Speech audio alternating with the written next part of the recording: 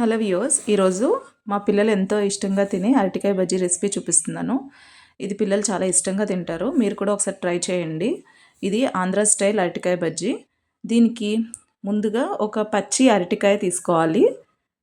ఇప్పుడు ఒక బౌల్ తీసుకొని అందులో ఒక కప్పు శనగపిండి, తర్వాత కొంచెం సాల్ట్, తర్వాత వాము కొంచెం వేసుకోవాలి. దీనివల్ల బ్లోటింగ్ ఉండదన్నమాట.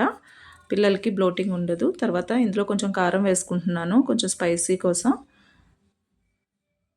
తర్వాత కొంచెం వంట సోడా వాడుతున్నాను. వేసుకొని కొంచెం వాటర్ వేసుకొని బాగా కలుపుకోవాలి. ఇలా బజ్జీ పిండిలాగా కలిపి పెట్టుకోవాలి. ఇది పక్కన పెట్టుకోవాలన్నమాట ఒక 5 మినిట్స్. ఇలా చేయడం వలన బజ్జీలు బాగా ఫ్లఫీగా వస్తాయన్నమాట. ఇప్పుడు అరటికాయని తీసుకొని తొక్కు తీసి పెట్టుకోవాలి. బాగా ఎక్కువ కనిపించేలా కాకుండా లైట్గా తొక్కు తీసి పెట్టుకోవాలి ఇలాగా. ఇప్పుడు ఒక బౌల్ తీసుకొని అందులో రాళ్ళుప్పు వేసుకొని ఈ కట్ చేసిన అరటికాయ ముక్కల్ని అందులో వేయడానికి పక్కన పెట్టుకోవాలి. ఇప్పుడు నెమ్మదిగా ఇది స్లాంటింగ్గా కట్ చేసి పెట్టుకోవాలన్నమాట.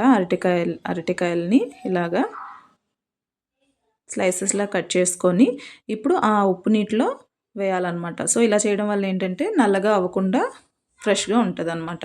బయట పెట్టామంటే అరటికాయ రంగు మారిపోతుంది.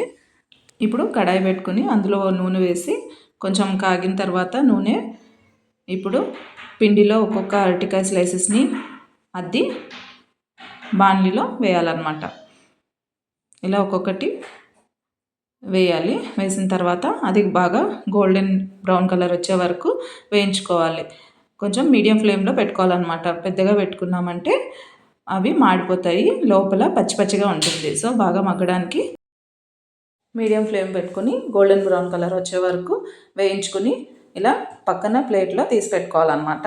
సో అన్నిటినీ బాగా వేయించుకొని పక్కన పెట్టుకున్నాం. ఇప్పుడు ఇలా అరటికాయ బజ్జీలన్నీ రెడీ చేసుకుని పక్కన పెట్టుకోవాలి. ఇప్పుడు ఒక్కొక్క అరటికాయ బజ్జీని తీసుకొని మధ్యలో కట్ చేసుకుని అందులో తరిగిన ఉల్లిపాయ, కొత్తిమీర, పల్లీలు, ఉప్పు, నిమ్మకాయ, కావాలంటే కొంచెం చిల్లీ పౌడర్ కూడా స్పైసీనెస్ కోసం యాడ్ చేసుకోవచ్చు.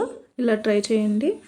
ఆంధ్రాలో రోడ్ సైడ్ దొరికే అరటికాయ బజ్జీ టేస్ట్ వస్తుంది. చాలా బాగుంటుంది. మా పిల్లలకైతే చాలా బాగా నచ్చింది. మీకు కూడా నచ్చిందని అనుకుంటున్నాను. ఒకసారి ట్రై చేసి ఎలా ఉందో నాకు కామెంట్లో చెప్పండి.